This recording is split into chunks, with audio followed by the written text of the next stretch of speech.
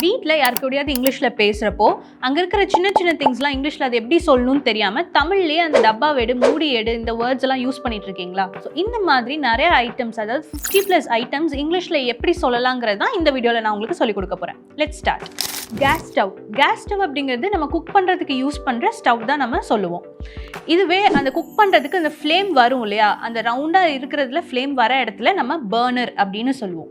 அந்த ஃபயர் வரதை வந்து நம்ம ஃப்ளேம் அப்படின்னு சொல்லுவோம். அந்த தீயை தான் நம்ம ஃப்ளேம் அப்படின்னு சொல்லுவோம். இதுவே அந்த பர்னரில் எரியிற அந்த ஃப்ளேமை நம்ம வந்து ஆன் பண்ணணும், ஆஃப் பண்ணணும், இல்லை சிம் பண்ணணும் அப்படின்னா பழைய ஸ்டவ்லலாம் ஒரு பட்டன் மாதிரி இருக்கும் இல்லையா, அதை வந்து நம்ம நாப் அப்படின்னு சொல்லுவோம். நாப். அப்போ அந்த ஃபயரை பற்ற வைக்கிறதுக்கு நம்ம யூஸ் பண்ணுற டூல் தான் லைட்டர். அடுத்தது நம்ம அந்த பர்னருக்கு மேலே ஏதாவது ஒரு பேன் வைக்கிறதுக்கு முன்னாடி ஒரு சின்ன ஸ்டாண்ட் மாதிரி வைப்போம் இல்லையா, அதை வந்து பேன் சப்போர்ட் அப்படின்னு சொல்லுவோம், இல்லைன்னா ஸ்டவ் ஸ்டாண்ட் அப்படின்னு சொல்லுவோம். இப்போ வர ஆட்டோமேட்டிக் ஸ்விட்சஸ்லாம் இருக்குல்ல, நம்ம பிரஸ் பண்ணாவே தொட்டாவே ஆன் ஆகும், அதெல்லாம் வந்து இக்னிஷன் ஸ்விட்ச் அப்படின்னு நம்ம சொல்லலாம். இப்போ சிலிண்டர்ல இருந்து வர கேஸ் கண்ட்ரோல் பண்றதுக்கு இருக்கிறது தான் வந்து கேஸ் ரெகுலேட்டர் அப்படின்னு நம்ம சொல்லுவோம். அந்த ஸ்டவ்க்கு மேல ஒரு சர்ஃபேஸ் இருக்கும் இல்லையா, அதை வந்து நம்ம குக் டாப் அப்படின்னு சொல்லுவோம். இதுவே அந்த கேஸ் சிலிண்டர்ல இருந்து கேஸ் ஃப்ளோ ஆகிறதுக்கு ஒரு பைப் இருக்கும் இல்லையா, அதை வந்து கேஸ் ஹோஸ் அப்படின்னு நம்ம சொல்லுவோம். இப்போ நீங்கள் சப்பாத்தி பண்ணுறீங்க அப்படின்னா அதில் நம்ம என்னென்ன திங்ஸ்லாம் யூஸ் பண்ணுவோம், அதை எப்படி இங்கிலீஷில் சொல்லலான்னு பார்க்கலாம். ஃபர்ஸ்ட் வந்து கோதுமை மாவு. கோதுமை மாவு வந்து வீட் ஃப்ளார் அப்படின்னு சொல்லலாம். வீட் ஃப்ளார். அதுவே இந்த மாவை நம்ம வந்து பிணையுவோம் இல்லையா, சப்பாத்தி போடுறதுக்கும் பூரி பண்ணுறதுக்கும். ஸோ அதை வந்து டோ அப்படின்னு சொல்லணும். இப்போ அந்த டோ எடுத்து நம்ம சப்பாத்தி தேய்ப்போம் இல்லையா, அந்த தேய்க்கிறதுக்கு பேர் ரோலிங் பின். அதாவது சப்பாத்தி உருளைக்கட்டைன்னு நம்ம சொல்லுவோம் இல்லையா, அது வந்து ரோலிங் பின். எந்த போர்டு மேலே வச்சு நம்ம தேய்க்கிறோமோ அது வந்து ரோலிங் போர்டு அப்படின்னு நம்ம சொல்லுவோம். இதுவே நீங்கள் உதிர்ந்த மாவை எடுத்து போட்டு தேய்ப்பீங்க இல்லையா, ஸோ அந்த ஃப்ளாருக்கு பேர் ட்ரை ஃப்ளார் அப்படின்னு நம்ம சொல்லலாம். அந்த மாவை வந்து ட்ரை ஃப்ளார் அப்படின்னு சொல்லுவோம். அதை தூவி நம்ம ரோல் பண்ணுவோம். இதுவே இந்த சப்பாத்தி நீங்கள் கல்ல போட்டுட்டு அதை ஃப்ளிப் பண்ணுறதுக்கு நீங்கள் யூஸ் பண்ணுற டூல் வந்து ஸ்பேச்சுலா. அடுத்து நம்ம குக்கிங் யூட்டென்சில்ஸ் பற்றி பார்க்கலாம். நம்ம கடாய் வந்து ஃப்ரையிங் பேன் அப்படின்னு சொல்லுவோம். ஏதாவது ஒரு கடாய் வச்சு நிறைய ஃப்ரை பண்ணுவோம் இல்லையா, அந்த பேன் தான் வந்து ஃப்ரையிங் பேன் அப்படின்னு சொல்லுவோம். அதுக்கு வைக்கிற மூடி வந்து லிட் அப்படின்னு சொல்லுவோம். லிட். ப்ரெஷர் குக்கரில் மேலே சவுண்டு வரதுக்கு ஒன்று யூஸ் பண்ணுவோம் இல்லையா, அது வந்து விசில். விசில். இப்போ இந்த குழிக்கரண்டி எல்லாம் இருக்கும்ல, மாவு எடுக்கிறதுக்கும் இல்லை ஆயில் நம்ம இந்த குழிக்கரண்டியில் எடுப்போம் இல்லையா, அதை வந்து லேடில் அப்படின்னு சொல்லலாம். சாம்பார் கரண்டி கூட நம்ம லேடில் அப்படின்னு சொல்லலாம். இப்போ வெஜிடபிள்ஸோட ஸ்கின் எல்லாம் துருவோம் இல்லையா, அதை பீல் பண்ணுறதுக்கு யூஸ் பண்ணுறதுக்கு பேர் பீலர். பீலர் அப்படின்னு சொல்லுவோம். இதே வந்து வடிகட்டுறதுக்கு யூஸ் பண்ணுறது வந்து ஸ்ட்ரெயினர். டீ வடிகட்டுவோம், காஃபி வடிகட்டுவோம், இதெல்லாம் வந்து ஸ்ட்ரெயினர் யூஸ் பண்ணி தான் நம்ம பண்ணுவோம். இதே அந்த வெஜிடபிள்ஸ்லாம் சாப் பண்ணுறதுக்கு ஒரு போர்டு யூஸ் பண்ணுவோம் இல்லையா, அதை வந்து கட்டிங் போர்டு இல்லைன்னா ஷாப்பிங் போர்டு அப்படின்னு சொல்லலாம். அடுத்து டைனிங் டேபிளில் இருக்கிற ஆப்ஜெக்ட்ஸ் பற்றி பார்க்கலாம். நம்ம அந்த டைனிங் டேபிள் மேலே ஒரு துணி விரிப்போம் இல்லையா, அதை வந்து டேபிள் கிளாத் அப்படின்னு சொல்லுவோம். இதே இந்த சால்ட் பெப்பருக்கெல்லாம் வந்து ஒரு சின்ன பாக்ஸ் இல்லை பாட்டில்ஸ் மாதிரி வச்சு அதை நம்ம ஷேக் பண்ண அதில் விழுகும் இல்லையா, அது வந்து சால்ட் ஷேக்கர் இல்லைன்னா பெப்பர் ஷேக்கர் அப்படின்னு சொல்லலாம். சுடு தண்ணி வந்து ஹீட் பண்ணுறதுக்கு ஒரு வெசல் யூஸ் பண்ணுவோம், அதை வந்து கெட்டில் அப்படின்னு சொல்லுவோம். நம்ம கப் அண்ட் அது கீழே ஒரு சின்ன பிளேட் மாதிரி இருக்கும்ல, அந்த கப்புக்கு கீழே இருக்கிற அந்த பிளேட்டை வந்து சாசர் அப்படின்னு சொல்லுவோம். ஒரு சின்ன ஸ்பூன் அளவு சக்கரை போடுன்னு சொல்லுவோம்ல, அந்த சின்ன ஸ்பூனை வந்து நம்ம டீ ஸ்பூன் அப்படின்னு சொல்லுவோம்.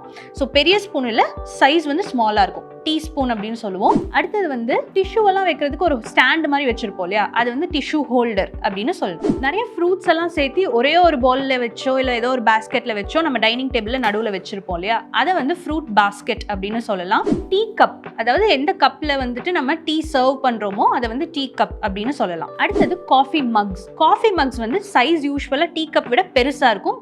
மக்ஸ் மாதிரி இப்படி நம்ம ஹோல்ட் பண்ணுவோம் இல்லையா, அது வந்து காஃபி மக். தண்ணி குடிக்கிறதுக்கு கிளாஸ்ல நம்ம ஒரு டம்ளர் மாதிரி யூஸ் பண்ணுவோம், கிளாஸ் டம்ளர் அப்படின்னு நம்ம சொல்லலாம். Next word Kremer. க்ரீமர் அப்படின்னா நம்ம டிஷ் சர்வ் பண்ணுறப்போ ஒரு சின்ன கப்பில் வந்து க்ரீமோ இல்லை மில்கோ ஏதாவது சர்வ் பண்ணுவோம், அதை வந்து நம்ம க்ரீமர் அப்படின்னு சொல்லலாம். அடுத்தது டீ பாட். நிறைய பேர் இந்த டீ பாட் மாதிரி வச்சுட்டு அதுலேருந்து டீ சர்வ் பண்ணுவாங்க மற்ற கப்ஸில். ஸோ அந்த நடுவில் இருக்கிற அந்த பெரிய பாட் பேர் டீ பாட் அப்படின்னு சொல்லலாம். அடுத்தது வந்து டாங்ஸ். டாங்ஸ் அப்படிங்கிறது நம்ம வெயிட்டாக இருக்கிறது, சூடாக இருக்கிற பேன்லாம் ஒரு இதை இடுக்கி பிடிச்சி எடுப்போம் இல்லையா, அந்த இடுக்கியை தான் வந்து நம்ம டாங்ஸ் அப்படின்னு சொல்லுவோம். கிரிடில் அப்படிங்கிறது தோசை இல்லைலாம் பேன்லாம் போடுறதுக்கான இந்த ஃப்ளாட் சர்ஃபேஸ் இருக்கும் இல்லையா, தோசைக்கல் அப்படிங்கிறது தான் வந்து நம்ம கிரிடில் அப்படின்னு சொல்லுவோம். அடுத்தது பெட்ரூம் அண்ட் ஸ்டோரேஜ் திங்ஸ் பற்றி பார்க்கலாம். மேட்ரஸ்.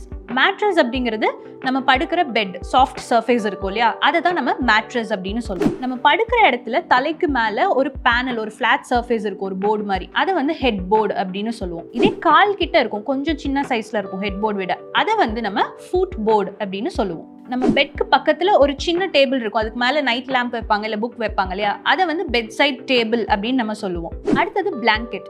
நம்ம எதை போத்தி படுக்கிறோமோ அதை பிளாங்கெட் அப்படின்னு சொல்லணும். இதே நம்ம படுக்கிற மேட்ரஸ் மேல விரிச்சு விடுவோம் இல்லையா, அதை ஸ்ப்ரெட் பண்ணி விடுற ஷீட்டை வந்து பெட் ஷீட் அப்படின்னு சொல்லணும். அடுத்தது குவில்ட். குவில்ட் அப்படிங்கிறது நம்ம போத்தி படுக்கிறது தான், பட் அதுவே வந்து திக்கா இருக்கும், அதோட சர்ஃபேஸ் உள்ளெல்லாம் பண்ணியிருப்பாங்க, அது வந்து குவில்ட் அப்படின்னு சொல்லுவோம். ட்ராயர். ட்ராயர் அப்படிங்கிறது நம்ம ஒரு ஃபர்னிச்சர்ல பக்கத்துல இருக்கிற அந்த பெட் சைட் டேபிள் இருக்கு இல்லையா, அதுலயே ஒரு ட்ராயர் இருக்கும். ஸோ அதுதான் வந்து நம்ம சொல்றது ட்ராயர். அடுத்தது வார்ட்ரோப். வார்ட்ரோப் அப்படிங்கிறது நம்மளோட ட்ரெஸ்லாம் அடுக்கி வைக்கிறதுக்கு யூஸ் பண்ற ஃபர்னிச்சர் தான் வார்ட்ரோப். அடுத்தது கிளாசெட். கிளாசெட் அப்படிங்கிறது சின்ன ஸ்பேஸ், அதில் வந்து நீங்கள் திங்ஸ் எல்லாம் அரேஞ்ச் பண்ணிக்கலாம், உங்களோட துணியெல்லாம் அரேஞ்ச் பண்ணி வைக்கலாம், அதை வந்து நம்ம கிளாசெட் அப்படின்னு சொல்லலாம்.